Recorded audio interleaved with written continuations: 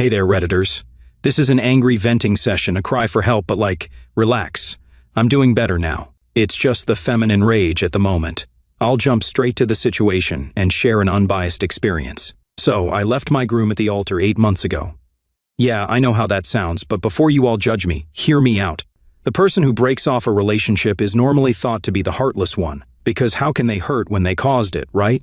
But that is not true. People in my situation will understand what I'm talking about. Well, everyone sympathizes with the person getting dumped. No one seems to care about the person who gathers up enough courage to end the relationship, not defending toxic people who hurt their partners. But some people just make you miserable until that becomes your reality. It can be in so many forms. Some men are emotionally distant. Some are always too busy with everything except for their partners. Some don't have the guts to stand up for their partners. Some disrespect their partners and label them as mere jokes. Some undermine them, gaslight them, and break off their confidence anytime they do anything remotely good to shine or get success. My man had all of these wonderful traits. Yeah, that's a start right there. And let's not even try analyzing the character of his wonderful best friend, who had all of these qualities at some sort of an enhanced level. These two men made my life miserable for so long that I thought that this was how one was supposed to live. The amount of peace that I have in my life presently, after I kicked them out of my life, is something out of this world. But they're back, creating mass because who screams chaos other than them?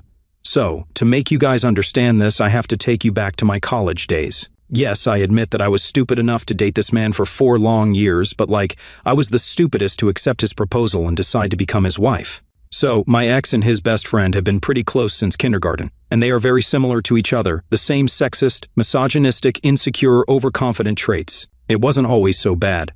I had my good days with my ex. Initially, he was very charming, and believe me when I say this, that man knew how to be charming. He wanted to impress me, and it worked. The first few months were really good, after which, one after the other, the layers started falling off as I could see his real self. It started with him being always unavailable and busy while he was busy partying with his friends. This was what started the issues. And next was this, him gaslighting me into thinking that I was crazy and delusional and insecure for asking him why he wouldn't give me his time. This continued for quite some time, and once college was over and I was looking for a job, he'd laugh at my face in front of our friends, urging others to join in. His approach was something like this: "You'd never get hired, LOL. Even if you do, you'll be fired." This was coming from my man and his best friend, who, seeming to enjoy this, would always add, "Thank God you're pretty. They hired you as an eye candy, lol." It felt so disrespectful and annoying, and my ex would just laugh. Every time I argued with my ex, he would share it all with his friends. He would include a third person in our issues, and his best friend would call me all sorts of names and label me as a dramatic and impulsive woman. A typical woman who overreacts to everything and obsesses too much about unnecessary stuff. They'd make fun of me everywhere, to the point where it was hurtful. He'd comment on my way, my appearance, my dressing sense, and all of that, while my ex would just sit around and laugh. Now, if I start talking about these, I have countless examples, but that's not what we are here for. So, as the wedding planning started, it was practically his best friend deciding everything. I was the bride, and I was supposed to have my dream wedding, but no matter what I liked. We would only go ahead with what his friend was choosing, and at times I felt like he was intentionally choosing something that I did not like to spite me. For example, I didn't like the orange flavor, and he decided to have that for my wedding cake. My ex chose what his friend chose and made me choose the same. Even my wedding dress was not my choice. This man, my ex's best friend, was some sort of perfectionist, and my dream dress was too tacky for his taste. All of these went on, and I endured until I couldn't. On my wedding day, something horrible happened, but now when I look back, I'm very glad for it. So, my ex's best friend decided to have fun by arranging a prank, something highly disrespectful, and that's not all. He said some mean words too. I'll explain. A pregnant woman who brought in, and it was announced by none other than my groom's best man, his best friend, that he must not marry this stupid, ugly hag, referring to me, while he had such a lovely girlfriend already, pregnant with his kid. And this was not something happening in a room with only the 4 of us. No, this was happening right in front of all the wedding guests. I was horrified and did not know how to react. As my eyes started watering, he started laughing and then looked at my groom, asking if he really wanted to deal with this dramatic stupidity for the rest of his life. He was being so mean to me for no reason, while I was just standing there unable to say a word or even cry. This went on for about 30 minutes, and I was on the edge when the girl and these 2 men started laughing. I never felt so weak in my life. I felt like my heart was breaking and I was dying while these people were just laughing at my face. And then they said that it was a prank. A prank. Can you imagine how that would feel? After disrespecting me like that in front of all the guests and using such words against me, they just laughed it off, labeling it as a joke. And when I started yelling at them, they simply yelled back, saying I was really stupid to not even understand how to react to a joke. That was enough for me to understand that this was not what I wanted to deal with for the rest of my life. And so I left. I left my groom at the altar and just went away. They tried to fix it, but I left and went MIA for around 2 weeks. I needed space to heal from this extreme mental torture. I will not go into heavy details explaining how I healed, but it was not an easy journey. From taking therapy, crying myself to sleep, or being unable to sleep, and finally getting hospitalized with dehydration and poor food habits because I was starving myself. It was a bad trip, but I did heal. Not completely. There was still something that made my eyes water when I thought about it all, but I was working on fixing that too. That's what needed to be fixed, not my shallow relationship which this horrible man is trying to fix presently. Like I said, it's been 8 months, and my ex's best friend is taking his duty to be a best man too seriously after ruining my wedding himself. Call after call, text after text. From coming to my house to my workplace, he has tried everything possible to make me want to go back to my ex. He thinks that this is a problem that just needs to get fixed when I clearly told him that I was done with the relationship and had moved on. He simply asked if I was dating anyone new. It's like if there was another man in my life, he would probably leave me alone. But as a woman, my choice to be single yet not in love with my ex was not acceptable to them. It was a problem that needed to be fixed. A stupid prank that got out of hand, which now needs to be solved. I am so done with this. It's mentally draining because every time this man tries to talk about the past, it brings up bad memories. Give me some advice, guys. Update 1, thank you for such wonderful comments. When I thought about writing this, it was more of a venting idea. I did not expect people to be this involved. Reading your comments made me feel like I am some movie character, and you guys are making theories of your own. So I saw a few comments talking about a restraining order, and I think that's a brilliant idea. I don't know why I did not think about that myself, but it's never too late. Speaking of my current situation, things are getting really annoying because he has started contacting my friends now that I blocked his number. This is really frustrating. I'm simply trying to live my life in the best possible way, and he is doing everything possible to prevent it. I will get that restraining order, you know. Update 2, guys, I got that restraining order, and guess what? Got a text from the girlfriend of my ex's BFF, claiming that her boyfriend was only being nice. But this move of mine made her believe that I was not worth it because it was such a dramatic thing. Like, dude, is their entire clan going to bother me now? I'm so frustrated. Literally so much. It's all just the same old drama, and I'm sick of it. Update 3, hey there. Hopefully this will be my last post. So, I don't know if this was the right thing to do or not, but I contacted my ex, and we had a long discussion.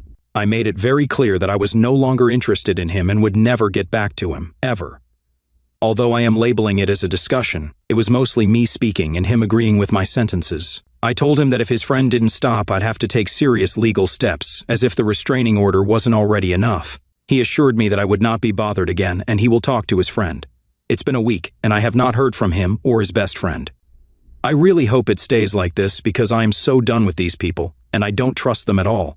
Venting over here has been therapeutic and you guys are good people. Thanks. I'm signing off for now. NTA, but your ex and his best friend definitely a-hole. God, reading this made me so annoyed at them. I can't imagine how you put up with such behavior. I'm proud of you for not going back. I can understand what sort of trauma bond you might have developed. More power to you. NTA, and the audacity of these men to even involve the girlfriend here. Like, seriously, such cheap people. You deserve so much more than these good-for-nothing people. Next story. I'm 18, female. My brother, John, 20, started dating his girlfriend, Holly, 20, last year. For context, John and I come from a very religious family. John's the oldest of 9. We're all homeschooled, and religion is very important, but we've never had much issues. John especially, but he met Holly a couple of months ago, and well, she gave my mom a heart attack. I'm not judging her at all, but she's had multiple boyfriends before my brother, posts on her social media quite a bit, and dresses in things that are inappropriate maybe. I'm ashamed to admit, but I wasn't very nice to her, but that's just because I wanted to be like her so bad. My mom was especially hard on her though. She says some crazy things about her dating history, about how she corrupted John, etc. My mom always had this kind image, so seeing her act like how she did woke me up. John moved out to live with Holly and doesn't talk to our parents anymore. He's different. My mom's heartbroken. Dad is too, but he's ignoring the issue, while my mom's stuck on how the vile creature stole her good and pure son. I think it's ridiculous, but I do feel for my mom a bit, so I've kept my mouth shut. But yesterday she saw Holly and John. According to my little sibling that was with my mom, they were acting all cutesy and in love. My mom was enraged. She started ranting about how girls like Holly are the evilest kind, and that while she's lost her son to her, at least her daughters are good girls. She then came up to me and made me promise to never be like Holly. I was going to promise her at first, but I was just so tired of her nonsense. I said, no. She looked a bit surprised, and I kinda lost it and said that Holly's actually really cool and a much better person than most women I've met, her body count or the way she dresses be damned. I saw my mom start to cry, but I couldn't help it. I told my mom that to me, Holly is a better person than she'll ever be, and also that I'd rather be just like Holly than like her. My mom cried even harder and said that I broke her heart just like John did, and also said she can't believe I'm choosing Holly over her. She ran to her room and hasn't really come out since. My dad's upset with me and I feel terrible now. I should have just not said anything, but it felt really good to tell her. Holly really is a good person, and I miss John. I hate that my mom ruined things, but maybe it isn't fair for me to do what I did. Tia. NTA. Your mother is a freaking Apache helicopter of helicopter parents. It definitely seems like your mom has made no attempt to get to know Holly and only wants to judge her. This kind of behavior will only drive more of her kids away and make them never want to talk to your mom again. Sounds like your mother's been trying to teach all about the hate and religion instead of love. NTA because you're still young and I'm guessing a bit sheltered in the house of rules and beliefs. Your brother stepped out and into the 21st century modern world, and it is his choice if he wants to join it. While the bursting out could have been handled better, I think it is great you don't stay oppressed in your thoughts and your mom was shaming the poor girl. Good luck. It may be a rough road until you are a legal adult to choose what you want. Next story, AITA, for finally telling my brother the truth but throwing my parents under the bus to do so. I, 36 male, used to run a company with my 35 male brother and both my parents. It was supposed to be the dream of the sons taking over the family business. I had the ability to work in every department, so over the course of the last 10 years, I progressed to running the company. My brother, who worked harder than anyone else, floundered with any real responsibility. He was the ultimate task doer, but asked him to manage anyone or anything, and it would be a dumpster fire. My parents would protect my brother by tying my hands behind my back in regards to saying anything bad to my brother about the quality of his work or how he was failing at being a manager. My parents did not want his feelings to be hurt. My brother would get moved to a different department or have his job description changed so he wasn't in charge of anything that would hurt the company, me. They would never tell him he wasn't doing his job right. They would never tell him he sucked at his job. It was easy for them to lie to him so they could avoid any conflict or hurt feelings. I was complicit with this. I kept up the lies. I played the game. Resentments grew. My brother was still getting paid the same as me. I was running the company at this point. He was basically still in an entry-level position. So, 2 years ago, I started a different company and left the family one. Less than a year later, my parents asked me to come back. I accepted on condition that my brother would be bought out of the company. They agreed. So, with my brother being bought out, I am now running the company solo. We gave him a group of our customers that he now services under his own company name. Life is good, or so I thought. I found out from one of my employees that my brother has been stealing products out of our warehouse. They were under the impression that he had some sort of deal worked out with me because we were family. Nope. He was just plain stealing. So when I confronted my brother, he admitted to stealing but went off on this rant on how I never respected him, that I was the biggest a-hole because I was mean, and on and on. So then and there, I decided to stop lying and essentially told him all of the lies from the last 10 years. How he got the short end of the stick because no one ever told him what he was doing was wrong. How our parents just didn't want to hurt his feelings, but knew he couldn't run the company. I was done lying. I just sat there and told the truth. So, my parents are now mad at me because he's mad, like mad, and he has gone no contact with them. And they are worried that they won't be able to ever see him or their grandchildren again. So, AITA for finally telling my brother the truth but throwing my parents under the bus to do so. Edit to add more information to this story. It was not like my brother was thrown into a situation without training. We provided informal training on how to learn more about the business, like this is how we do the books. Come with me on the job site so I can show you this. Formal training, both trade-specific and management courses. He was not thrown to the wolves. He just never cared to pick it up or try to step up. I left the company because of the toxic environment and all of the built-up resentments. I came back to the company because my parents' retirements are tied to the company, and without a son to run it or a sale, they would have lost everything. I still run the other company I started. Last I knew, I was an a-hole for what I did to my brother. When I told him the truth, I was also apologizing to him for my part in all of it. I was asking if I was the a-hole for throwing my parents under the bus in the truth apology. Stealing is wrong. Your brother shouldn't do that. But you and your parents set your brother up for inevitable failure. You claim to have run every department in this company, and you went along with your parents and lied to your brother. You were complicit in this. If your brother was in a role and he failed, that's on him. But if you all let him constantly fail and moved him from department to fail again, you're ultimately failing your other employees and the company.